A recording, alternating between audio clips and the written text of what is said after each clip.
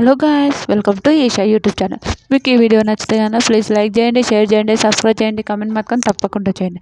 నిన్న Saturday episode ఎంతమందికి నచ్చిందో ప్లీజ్ కమెంట్ చేయండి.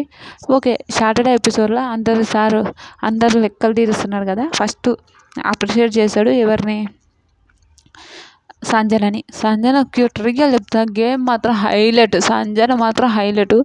నాకు బాగా నచ్చింది.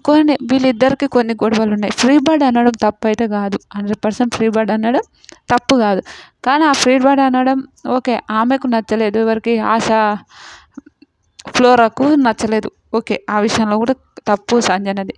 కానీ సంజన ఫుడ్ ఇవ్వద్దు, అది ఇవ్వద్దు అని అన్నది అది తప్పు. అయితే సంజన ఆ మాట అనలేదు. మనమంతా క్లారిటీగా అయితే చూడలేదు నేను కూడా. కానీ సంజన రియల్ ఒక జెన్యూన్.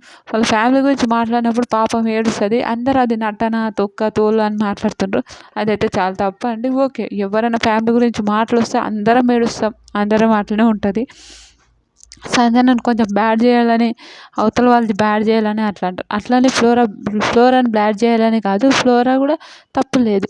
కానీ వాళ్ళిద్దరికి చిన్న ఓకే మిస్అండర్స్టాండింగ్ వచ్చి ఆ విషయంలో ఉన్నారు వాళ్ళు. ఇంకొక విషయం చెప్తాను. నేను ఒక విషయం అయితే చెప్పాలనుకుంటున్నాను. Sanjana super, flora super. కానీ సంజన కండిషనర్లో ఫ్లోరా అట్లా వేయడం ఎంతవరకు కరెక్టో మీరు ప్లీజ్ కమెంట్ చేయండి. నాకైతే చాలా తప్పు అనిపించింది. ఫ్లోరా అట్లా వేయడం కరెక్టా అని నాకు సార్ అంటే కూడా, సార్ నాకు కొంచెం కొన్ని ఉన్నాయి, అందుకోసం నేను అట్లా వేసిన సార్ అంటే. అట్లా వేయడం వరకు ఓకే, ఆమె జుట్టు పాడే ఆమె ప్రాబ్లం అయితే ఏం చేస్తాం, ఎవరు మేము చేయలేము కదా.